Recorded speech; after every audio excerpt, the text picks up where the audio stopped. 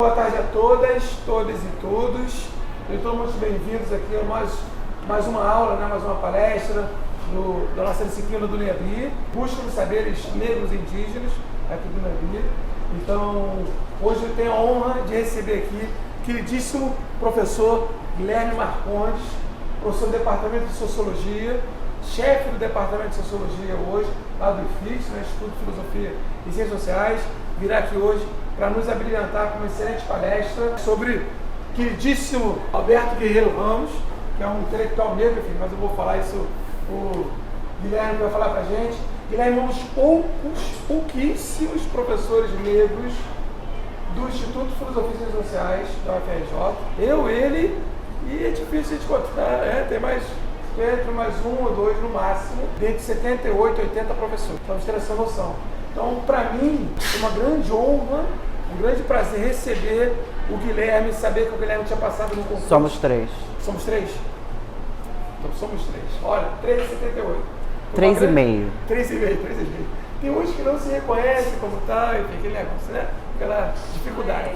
Então, foi para mim uma grande honra receber o Guilherme lá no Instituto, lá no IFIX, até para a gente poder dividir. E não à toa, eu o convidei para estar aqui nesse curso conosco. Quero ouvir, iniciar aqui com ele um grande diálogo acadêmico, um diálogo sobre questões raciais, étnico-raciais, um diálogo entre raça e etnia, vamos chamar assim. Acho que o Guilherme, a gente também está junto na Comissão de Combate e Prevenção ao Racismo e às Discriminações lá do IFIX também, tem ajudado muito nessa comissão. Enfim, nós lá do Quilombo do IFIX fizemos uma saudação, uma recepção para o Guilherme. Enfim, é isso. Hoje estamos aqui, quero muito aprender com o Guilherme, sua perspectiva vai trazer sobre outro intelectual negro, que foi Guerreiro Ramos. Vocês sabem, quanta dificuldade para intelectuais negros ocuparem espaço nessa academia. Quanto é difícil. Então, muitos intelectuais fizeram toda a sua produção intelectual por fora da academia. Eu vou citar vários aqui, mas o Guilherme vai aproveitar um pouquinho. Tudo bem? Então, Guilherme, mais uma vez, obrigado pelo aceite, querido. Tem a palavra aqui, vou assistir aqui, te ouvir, e no final a gente faz um debate. Guilherme, obrigado mais uma vez. Obrigado, Wallace. Tem a palavra.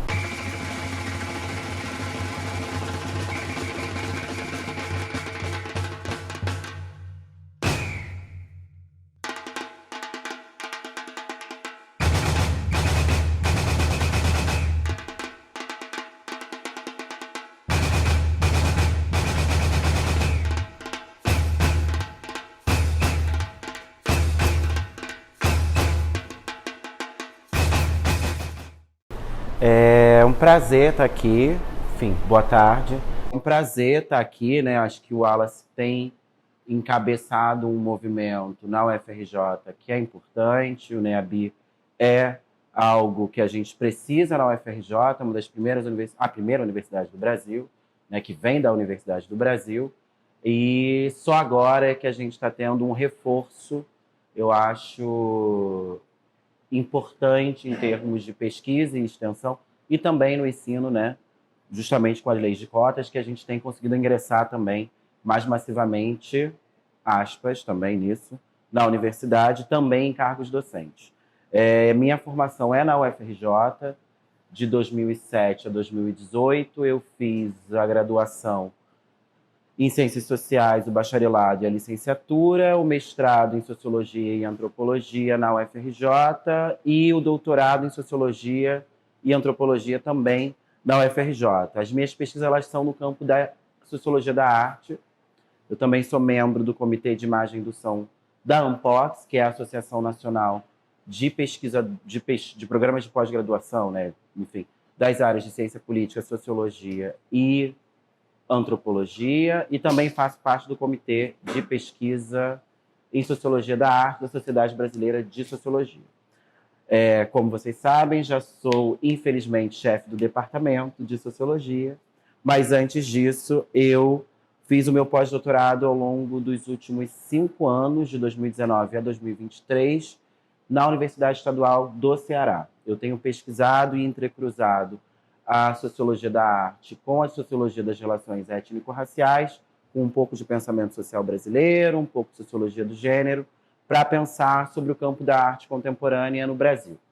E entre os intelectuais que eu tenho muito apreço para pensar sobre a sociologia de uma maneira geral, entendendo a sociologia como uma disciplina que chega no Brasil na virada do século XIX para o século XX e que vai vir embebida de um debate étnico-racial extremamente problemático, que vai buscar o apagamento das vidas negras e tudo isso, eu não consigo pensar a sociologia brasileira sem ser uma sociologia que é uma sociologia centrada no debate racial. Então, quando a gente ouve na sociologia que a sociologia das relações étnico-raciais é uma sociologia específica, eu entendo isso como um erro. Porque a sociologia que estão fazendo aqui no Brasil, no começo do século XX e na virada do XIX para o XX, está debatendo a questão racial. Então, é uma sociologia que nasce no nosso país pensando raça, pensando as relações raciais.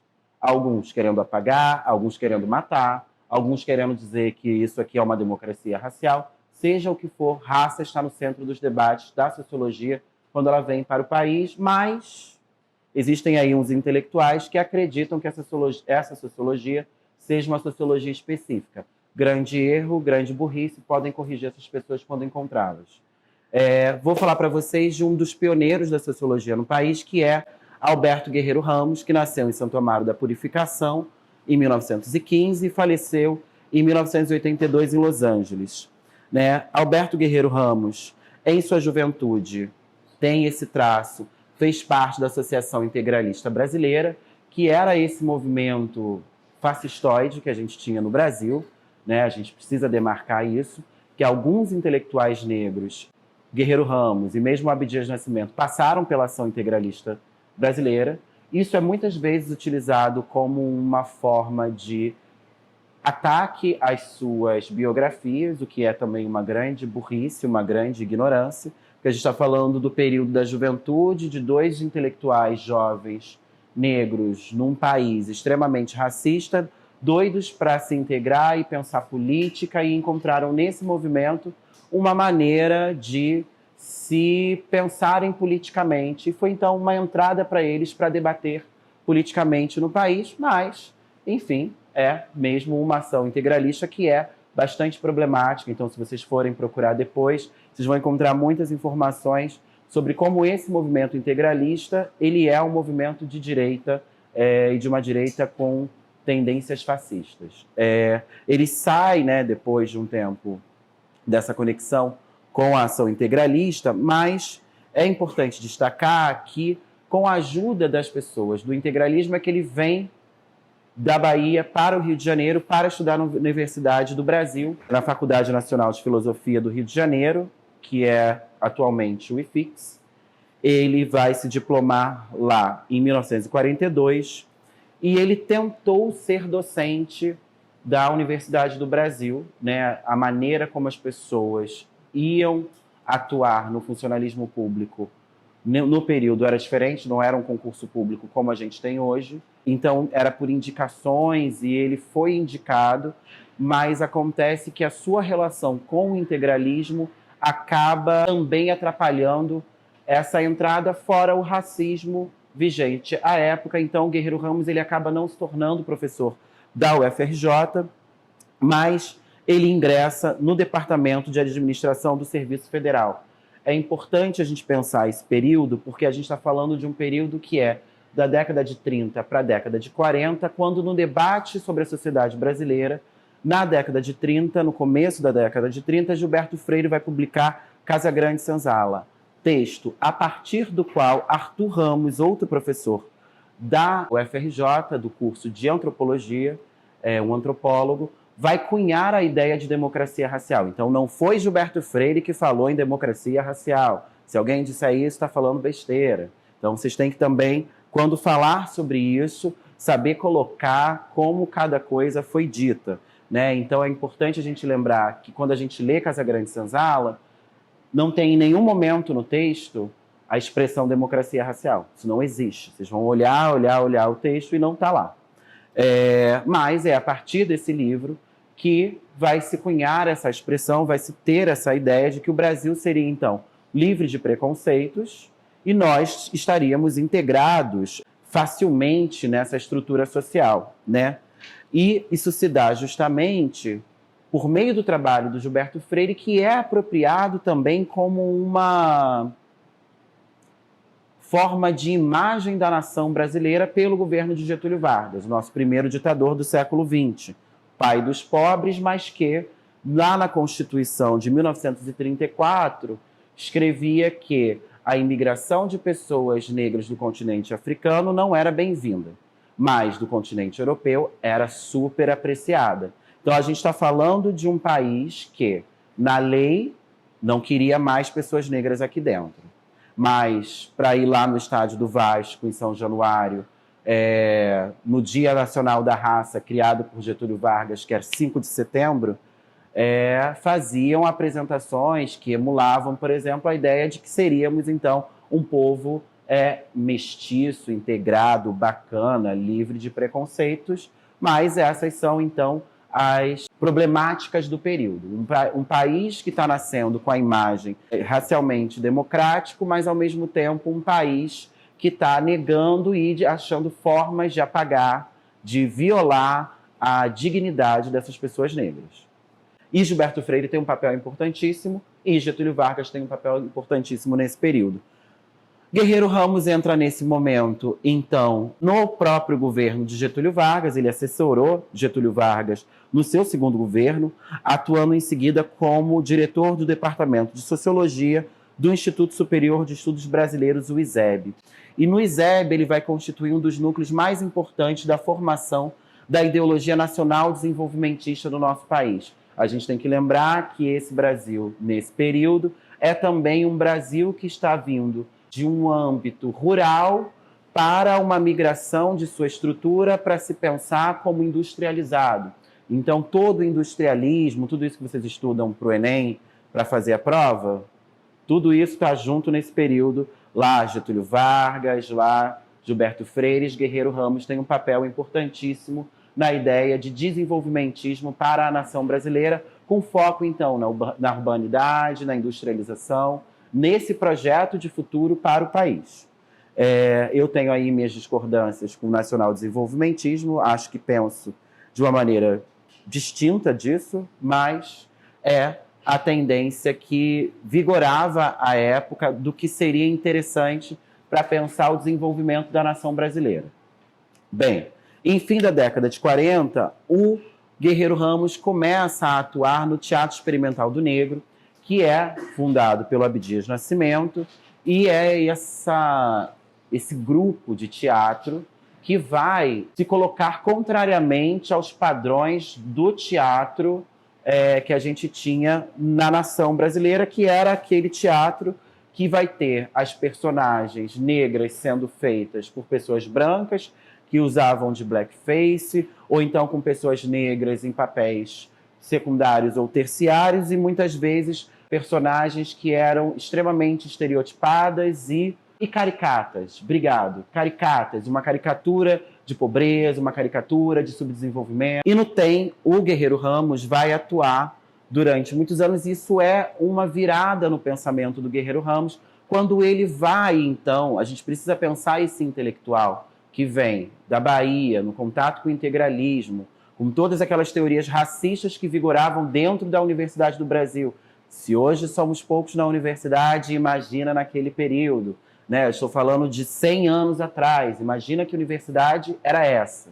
Não era essa que a gente tem hoje, que já é muito mais colorida até do que a que eu estudei 15 anos atrás. Então, a gente está falando de quase 100 anos atrás, de uma universidade muito mais segregada ou desigual do que a que a gente tem hoje em dia. Não só nos cargos de docência, mas também no corpo discente.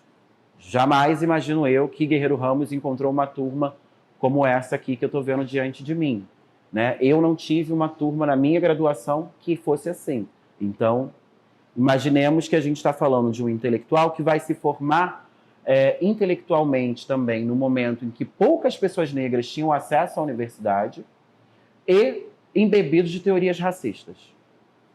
Então, o contato com o teatro experimental do negro é fundamental também na trajetória do Guerreiro Ramos, como um rompimento de certos padrões racistas para esse pensamento desse intelectual.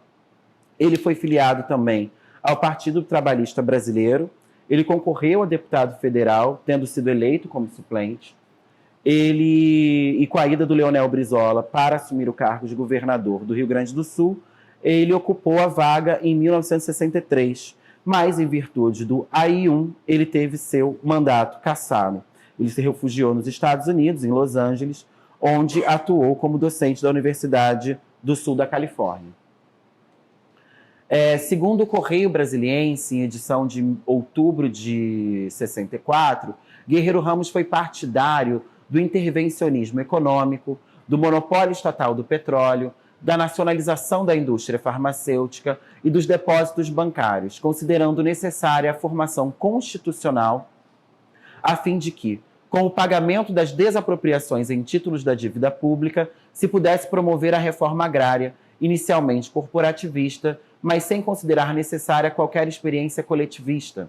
Defendeu também as reformas eleitoral, voto para os analfabetos e soldados e elegibilidade de todos os eleitores, bancária e também uma reforma administrativa. Então isso tem a ver com o perfil dele enquanto alguém nacional desenvolvimentista, que defende esse tipo de teorias.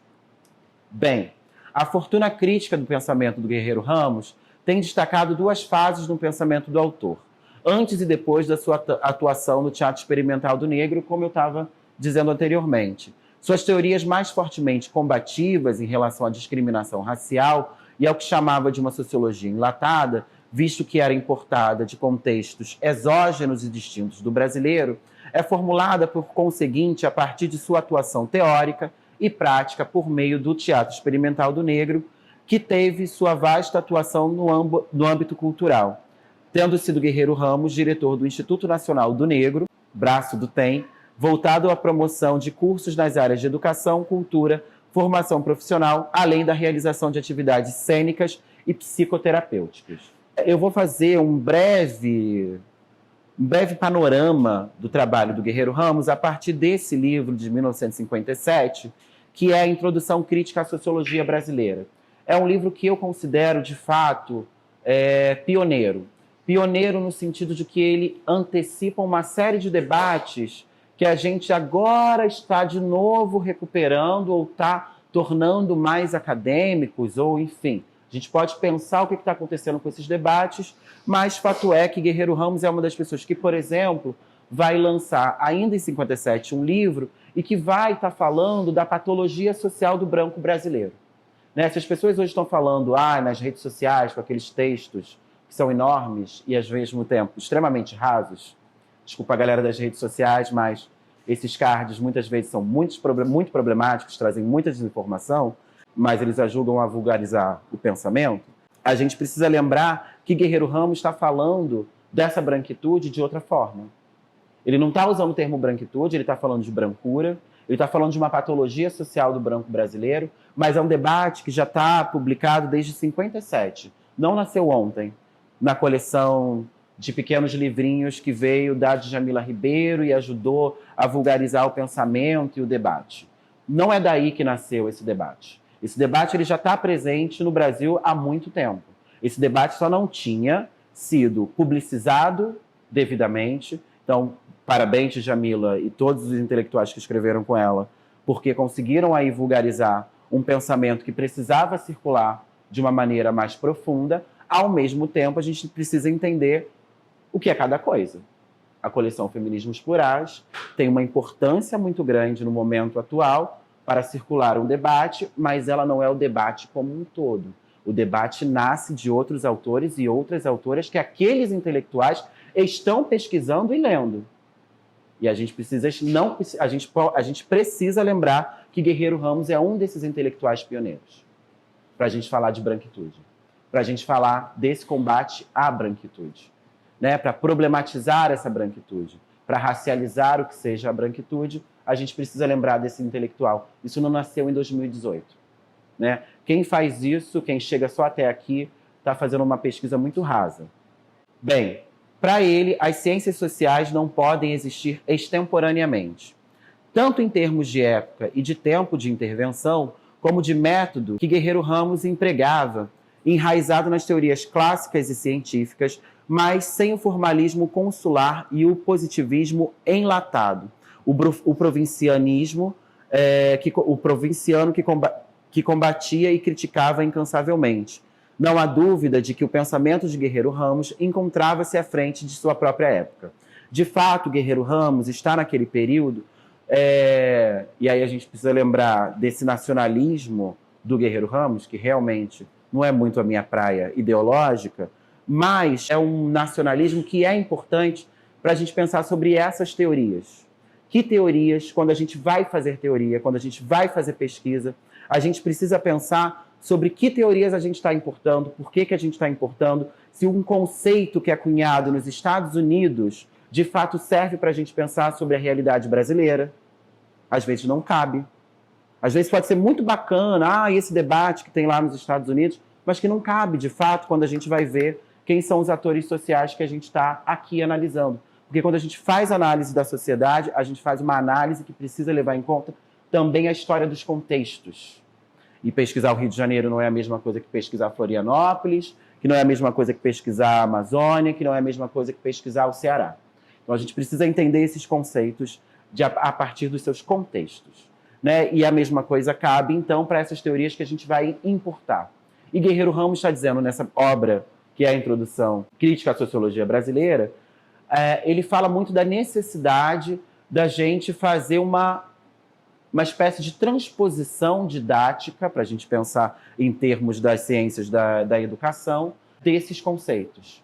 Para a gente pensar como os conceitos, as metodologias e os métodos servem ou não para a gente pensar sobre o nosso país. Lembremos, mais uma vez, que quando a sociologia nasce no nosso país, ela está vindo da Europa, embebida de um debate racial que está dizendo que as pessoas negras são inferiores e que elas vão desaparecer. João Batista de Lacerda, que foi diretor do Museu Nacional, vai ao primeiro Congresso Internacional das Raças em Londres, em 1911, dizer que os negros irão desaparecer do Brasil no período de um século. Então, que até 2012 nós iríamos desaparecer. Então, a gente tinha um debate que apregoava o nosso desaparecimento. E quando eu digo nosso, eu digo nós, pessoas negras racializadas dentro desse espectro da negritude. Então, a gente está falando de um debate que vem da Europa, se abrasileira, como vai dizer lá a Lilia Schwartz, para a gente pensar sobre o nosso país. Então, o Guerreiro Ramos, quando publica a Introdução Crítica à Sociologia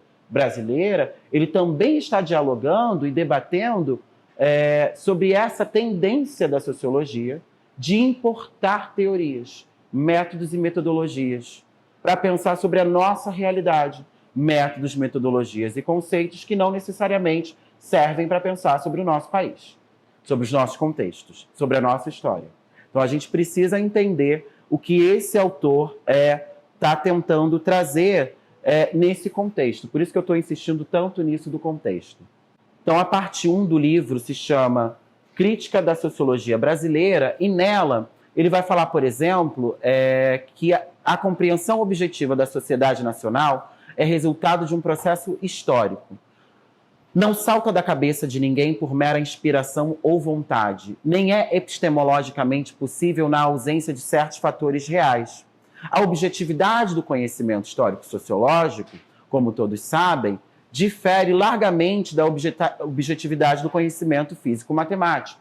Então, se a gente está falando hoje em dia, né, a gente faz um debate muitas vezes sobre como certas pesquisas não são objetivas, né? Muitas mulheres feministas negras, quando vão pensar, Patrícia Hill Collins é um exemplo nesse sentido, sobre o lugar das mulheres negras nas universidades, elas vão pensar sobre como as teorias e proposições dessas autoras são tomadas como menos objetivas.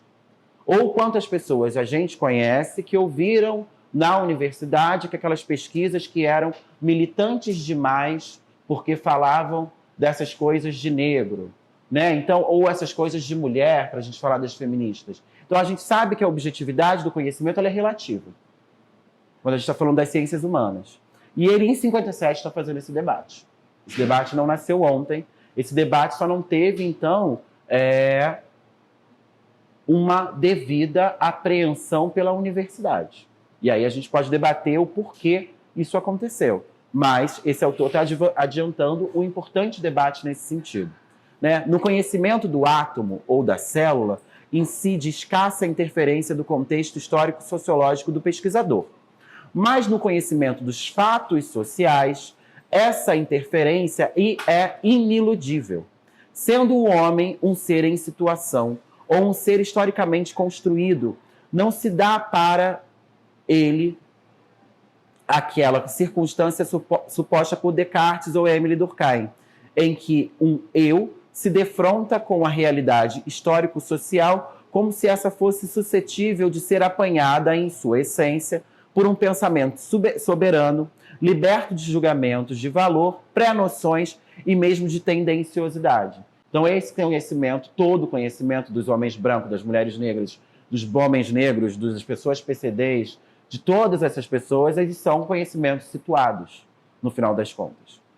Não estamos falando aqui das ciências da física e da matemática, mas dessas ciências das ciências humanas. Né? Então, a situação colonial do país, segundo Guerreiro Ramos, são limitantes aos colonizados porque tendem a um bilinguismo cultural nesse contexto. É interessante a gente pensar que, então, esse autor está falando sobre essa transitoriedade histórico-contextual que aqui as pessoas negras são submetidas na sociedade brasileira.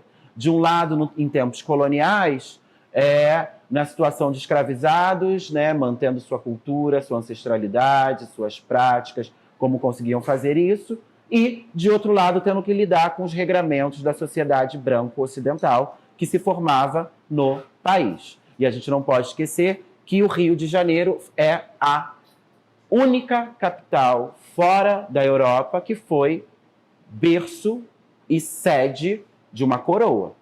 Então é daqui que regras coloniais foram feitas, ali da Quinta da Boa Vista.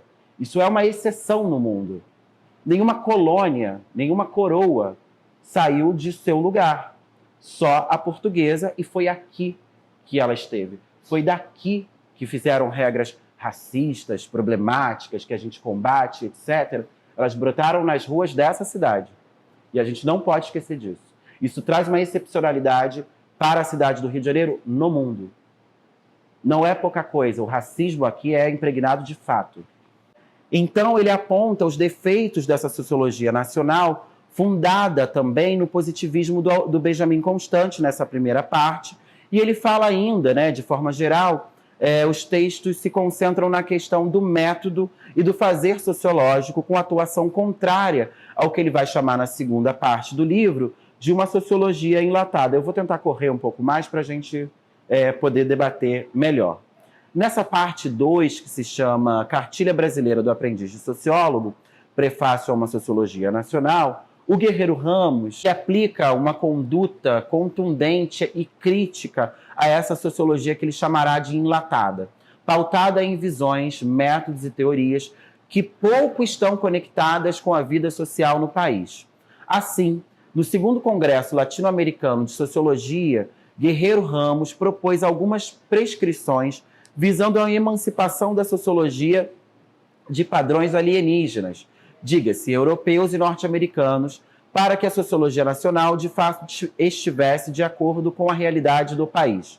Todavia, as proposições que o Guerreiro Ramos levou para aquele congresso foram rechaçadas e ele publicou 9 artigos entre julho e outubro de 53 no Diário de Notícias, defendendo essas perspectivas para um fazer sociológico nacional.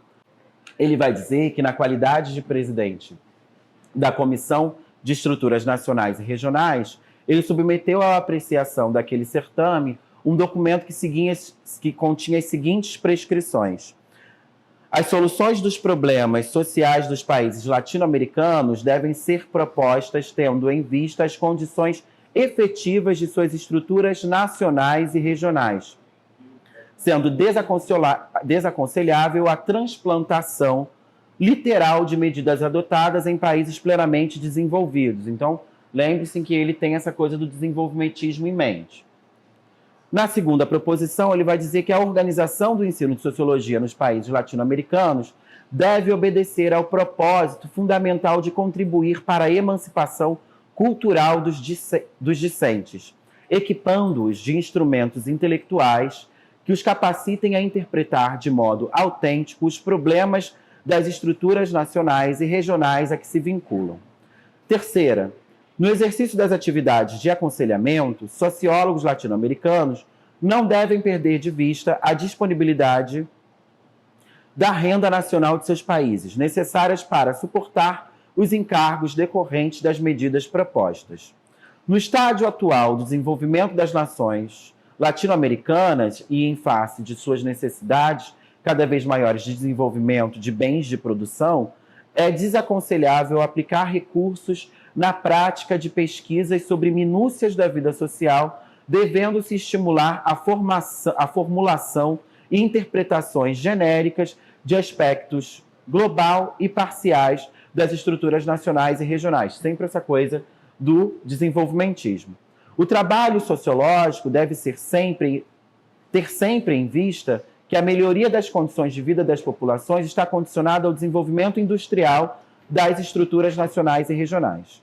Sexto, é francamente desaconselhável que o trabalho sociológico, direta ou indiretamente, contribua para a persistência nas nações latino-americanas de estilos de comportamento de caráter pré-letrado.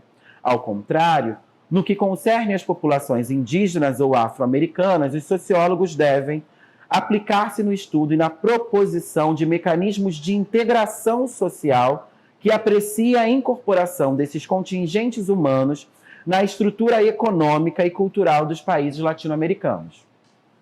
Na utilização da metodologia sociológica, os sociólogos devem ter em vista que as exigências de precisão e refinamento decorrem do nível de desenvolvimento das estruturas nacionais e regionais, portanto, dos países latino-americanos. Os métodos e processos de pesquisa devem coadunar-se com seus recursos econômicos e de pessoal técnico e com o nível cultural genérico de suas populações.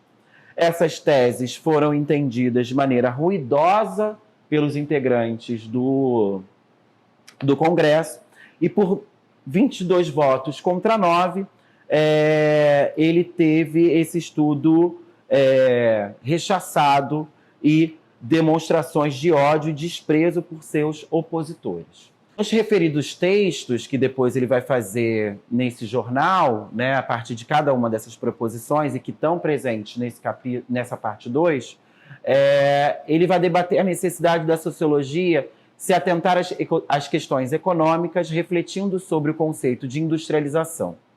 Tratará também do problema do negro na sociologia nacional, levantando o histórico das questões socioantropologicamente, indicando como a sociologia e a antropologia praticadas no país tinham, em verdade, um olhar praticado pela brancura, legando ao negro lugar subalterno e de problema, indicando uma nova fase sobre as questões com as ações do Teatro Experimental do Negro, fundado por Abdias Nascimento em 1944. É interessante pensar, então, que o Guerreiro Ramos, nessa parte, vai fazer um debate sobre o que ele vai chamar de negro-vida e negro-tema. Negro-vida é aquele negro complexo, cheio de possibilidades, historicidade, sociologia, que tem sua complexidade. E negro-tema, aquele negro que é entomado pela branquitude, pela brancura, com um olhar pejorativo, que vai congelá-lo no lugar caricatural. Então, o Guerreiro Ramos, em 57, já está fazendo esse debate. Na parte 3, então, a gente tem nesse livro do Guerreiro Ramos os documentos de uma sociologia militante. Esse livro vocês encontram na biblioteca aqui da Praia Vermelha. Nessa terceira parte, temos 3 contribuições de Guerreiro Ramos em que vemos como o autor reunia rigor científico com atuação militante. Afinal, como defendia, a objetividade do conhecimento não significa não engajamento político e comprometido com a transformação social. Para ele, é fundamental a ideia de uma transformação social, como a gente viu naquelas proposições. né, proposições que são de teor nacional desenvolvimentista, mais uma vez que eu não sou muito a favor, mas que estão buscando uma transformação social de classe, para as pessoas de racialidades distintas, que estão pensando na integração das pessoas racializadas como indígenas e negros na sociedade brasileira. Então é uma sociologia que ele está propondo e que seja, sim, uma sociologia militante, e que a ideia de uma militância não seja uma ideia pejorativa, né? É isso que ele está propondo. Então ele vai ter esse texto na parte 3, né? Justamente aquele texto que eu mencionei antes, que é de A Patologia Social do Branco Brasileiro, onde ele vai desdobrar com profundidade essa ideia do negro tema versus o negro vida, em que ele vai situar, especialmente no Nordeste e no Norte, a presença dessa patologia que faria negros se aculturarem e negarem a sua negritude. A patologia que Guerreiro Ramos está trazendo se dá em virtude dos padrões da brancura serem os padrões para a sociedade, seriam os padrões de comportamento, seriam os padrões do que é conhecimento, enfim, beleza, autenticidade, e tudo isso eram os padrões da brancura para se pensar a sociedade brasileira, e é, então, a isso que ele está chamando de uma patologia também. Então é isso que ele está trazendo, e isso é um pensamento pioneiro. Isso não apareceu no debate na última década, e não foi no Twitter, e não foi no Instagram, muito menos num card do Instagram. Por favor. No segundo texto é o Negro Desde Dentro. Ele vai falar dos princípios da brancura construindo uma sociedade à imagem e semelhança do branco. Ele vai versar sobre a beleza negra e trata como, e é importante lembrar que quando ele atuava no Teatro Experimental do Negro, ele era grande incentivador dos concursos de beleza negra, e aí ele vai falar sobre a ideia, então, de beleza negra, e trata de como estaria em curso uma transformação pautada por pessoas negras, que não seria um racismo às avessas, né? Então, se as pessoas até hoje falam de um racismo às avessas, né? O racismo do negro contra o branco, uma coisa completamente louca, né? Assim, fora da realidade, ele também já estava negando a ideia desse racismo às avessas, e propondo, então, e falando disso como um reposicionamento sincero do elemento negro, de acordo com a sua experiência vivida, e longe das versões pejorativas que mais servem ao controle racial por parte da elite branca. Ele vai dizer ainda também, no terceiro texto, Política das Relações de Raça no Brasil, o seguinte: perseguindo na realização de certames periódicos sobre relações de raça no Brasil, o Teatro Experimental do Negro promoveu na ABI, entre 9 e 13 de maio de 55, uma semana de estudos, na qual vários conferencistas concederam um balanço dos estudos sociológicos e antropológicos sobre o negro no nosso país. Ao encerrar essa semana de estudos, o Teatro Experimental do Negro fez uma declaração de princípios que ele transcreve no texto e que ele vai tratando, então, como esse Teatro Experimental do Negro é inspirador nesse sentido de uma transformação social, desse lugar da pessoa negra na sociedade brasileira, nesse lugar de dono da própria narrativa, da sua autodefinição, esse lugar de complexidade do indivíduo negro, que não vai ser aquele indivíduo negro sem complexidade alguma. Então, a sociologia do Guerreiro Ramos deve ser compreendida no quadro mais geral de autores que, em contextos pós-coloniais, como Frantz Fanon, chamaram a atenção para os marcadores sociais da diferença, propondo formas de pensar que deslocassem o pensamento do lugar comum hegemônico, em geral centrado em uma perspectiva masculina, branca e do norte global. O pensamento pós-colonial coloca em pauta, a partir das vivências de seus autores, perspectivas de grupos socialmente minoritários em termos de poder, apresentando, portanto, outros modos de entendimento das relações sociais em busca da desconstrução das desigualdades sociais para que houvesse efetiva justiça social. Em O Negro Desde Dentro, presente na introdução, né, nesse livro que eu estou falando para vocês, Guerreiro Ramos se volta, então, a debater a obnubilação em relação à negritude no Brasil. O autor faz notar como a concepção de mundo produzida a partir do colonialismo impôs um modelo social à imagem e semelhança das pessoas brancas.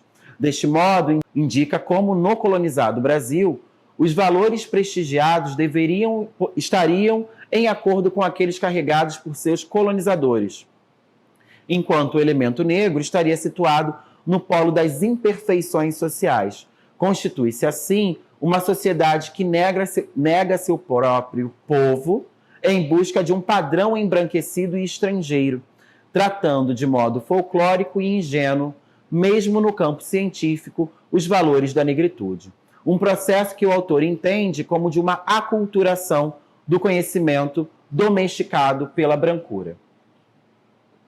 E aí eu vou terminar por aqui. Depois a gente continua. Vamos para as perguntas.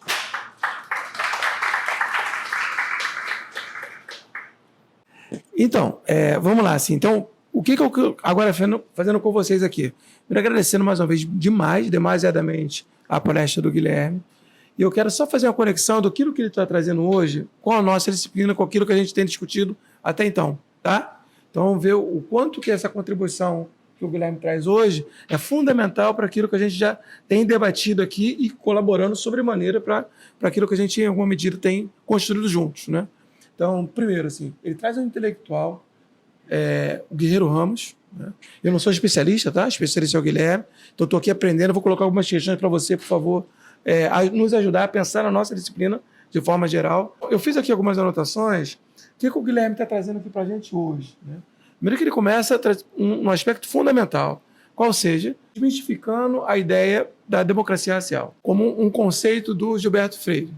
Não foi o conceito de Gilberto Freire, embora isso amplamente dito em todos os lugares, ele traz para a gente, é um conceito que, dentro da sociologia, foi construído por Arthur Ramos. Né? Então, depois pegou. É óbvio que a obra do Gilberto Freire dá substância, tudo bem? É óbvio que ela vai dar substância para isso. Porque, na verdade, ele, no fundo, o cabo, ele quer dizer assim, que as raças no Brasil, negro, o indígena e o branco, convivem harmoniosamente. Não à toa, Gilberto Freire, que é um ser de uma família, oriundo de uma família riquíssima, vai trabalhar como diplomata, vai viver fora do Brasil, vai estudar fora do Brasil, e vai ter seu livro publicado no mundo todo. Então, ele foi uma das pessoas que contribuiu para a difusão de uma determinada falsidade da relação raciais no Brasil. Mas, embora eu acho que o Guilherme contribui isso muito. E, assim, e aí, o que o Guilherme faz que é difícil, Guilherme? Ver isso, esse teu mérito que traz hoje, é difícil, por exemplo, é difícil ver em intelectuais das ciências sociais. O que você fez? Você não só trouxe as teses, as contribuições que o Guerreiro Ramos traz, mas as contextualizou. Ou, para um historiador, diria assim, historicizou.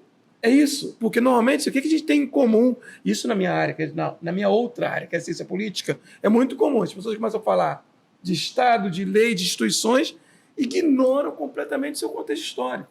Então o Guilherme trouxe, olha, o Guerreiro Ramos aqui citou historicamente. Primeiro, fez parte da AIB, a Ação Integralista Brasileira, como o Guilherme trouxe muito bem, é aquilo que uma gênese, que ela surgiu, isso existia no mundo todo, em vários lugares do mundo, que eram, vamos dizer assim, organizações protofascistas, né?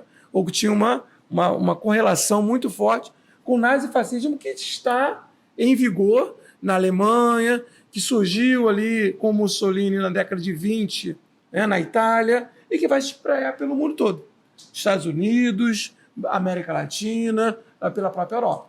Né? Então, movimentos muito fortes. Então, aqui no Brasil, ao mesmo tempo que tinha a IB, tinha a ANL, a Associação Nacional Libertadora, que era composta pelos socialistas. Inclusive, tinham brigas de ruas. Então, esses dois campos, importante compreendê-los numa disputa que, quer dizer, não é uma disputa, a Guerra Fria pós-45, mas era uma disputa entre socialistas, que estavam, vamos dizer assim, eram filhos daquilo que tinha acontecido na União Soviética, da Revolução Russa, e outros filhos, de outro lado, daquilo que vinha acontecendo na Itália e na Alemanha. Tudo bem?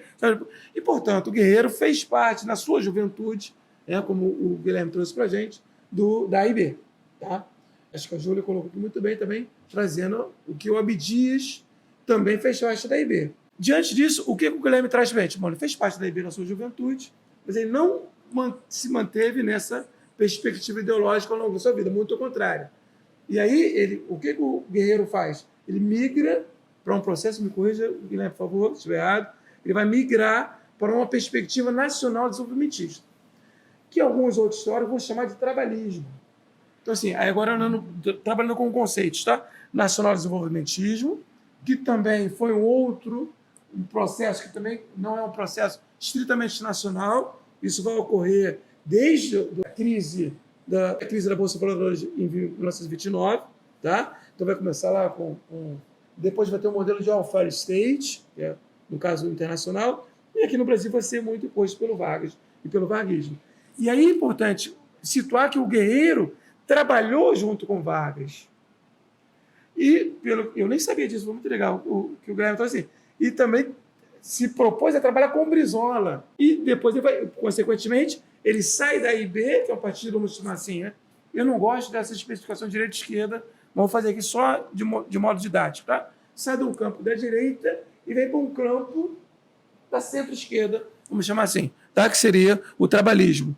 No caso, o PTB, inicialmente, e depois esse trabalhismo vai ser refundado após a ditadura pelo PDT, com Brizola, que se colocava como herança do varguismo.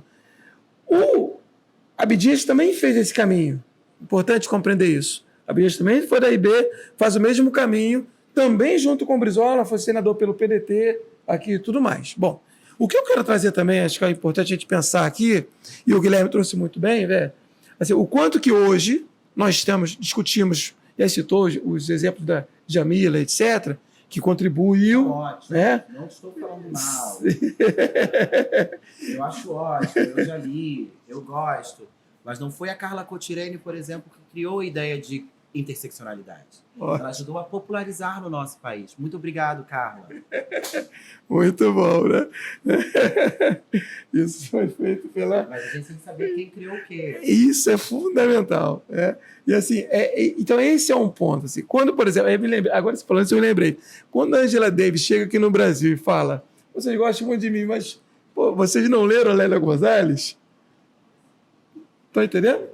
É a mesma coisa, a gente está falando hoje, e tem toda uma perspectiva hoje, seja ela contra-colonial, decolonial, anticolonial, qualquer oposição, vamos dizer assim, de oposição ao colonialismo, isso está sendo posto já por esses intelectuais, aí com o Guerreiro na década de 50, com o próprio Abdias, numa perspectiva nacionalista. E eu queria te fazer uma pergunta, não sei se ele utilizou em algum momento o conceito de imperialismo também, mas você pode...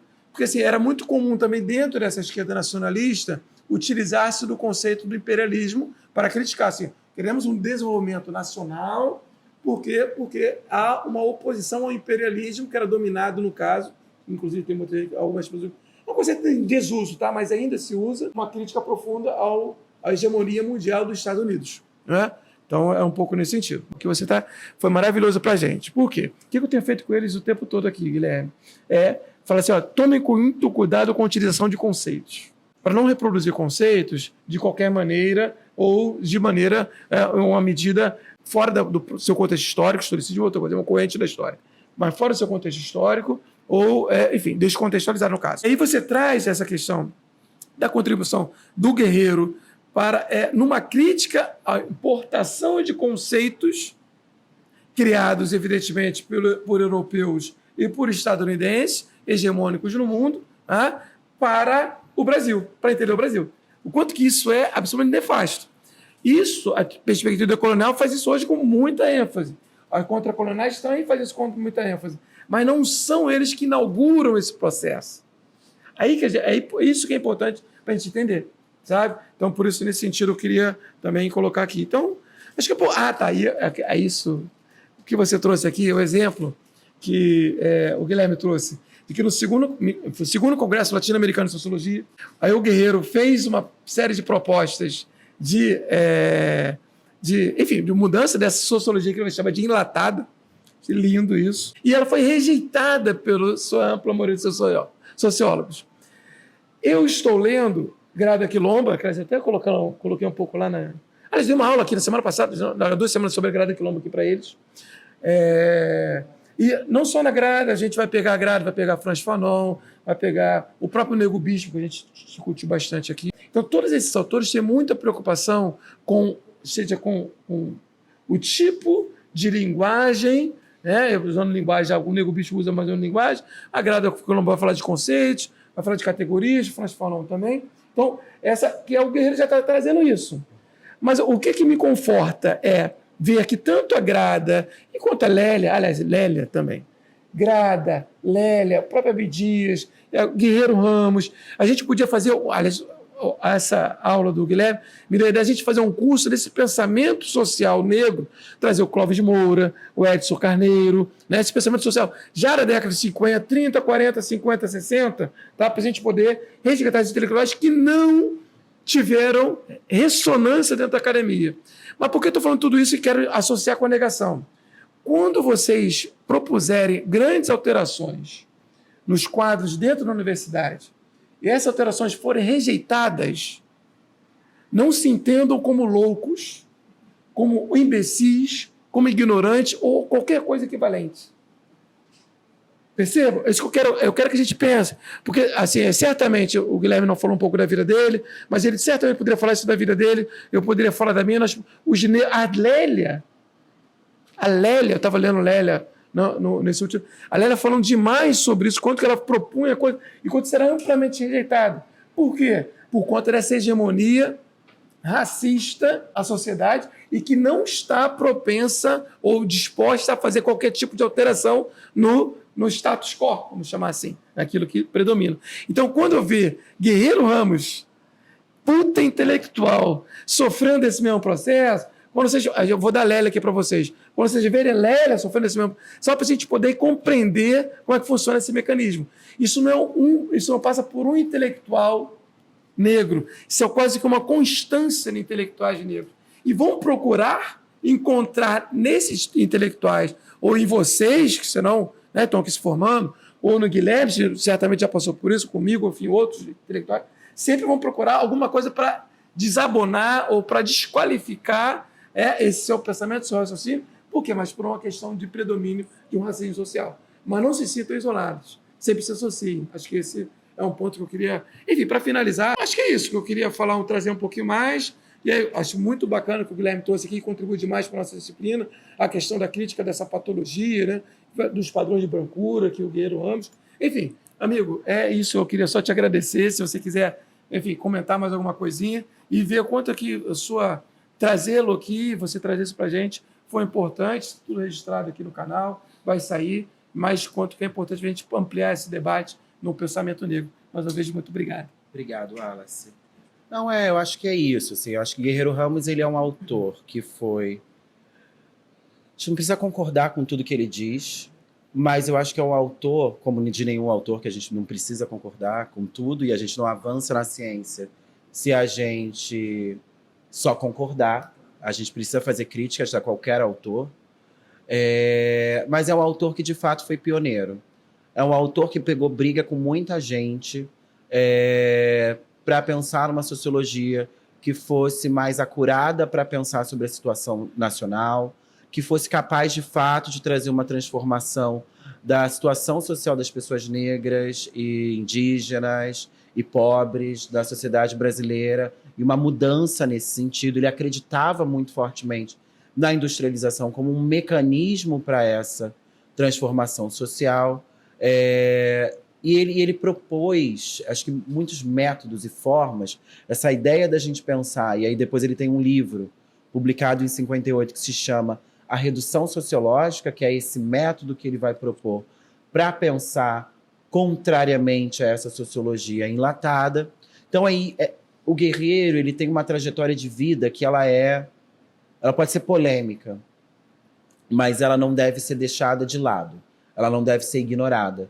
É um pensamento social de extrema relevância que não teve ressonância, como você bem colocou, na universidade brasileira, mas que deveria ser recuperado cada vez mais, para a gente entender as bases de um certo pensamento social de intelectuais negros que foram rechaçados ao esquecimento, que não foram apropriados, que não tiveram um legado, de fato, levado para frente e, etc., desenvolvido, né? De fato, para usar um termo que ele gostava, né? Que tiveram seu legado desenvolvido, de fato. Então, o Guerreiro Ramos, ele é um autor que eu acho que tem uma biografia complexa e que tem uma bibliografia igualmente complexa no sentido interessante, né? Acho que a biografia dele é complexa, às vezes, no sentido meio estranho, mas eu acho que, em termos bibliográficos, é uma leitura que todo estudante da Universidade Federal do Rio de Janeiro deveria fazer. Né? Foi um dos nossos ancestrais na universidade, um dos primeiros a estudar nessa universidade. Então, a gente precisa pensar sobre o legado desse intelectual de toda forma. Né? Ele estudou aqui antes disso ser o FRJ. Então, a gente precisa levar isso a sério. É um intelectual que teve uma importância em cargos de governo importantíssima no momento do nacional desenvolvimentismo, como uma grande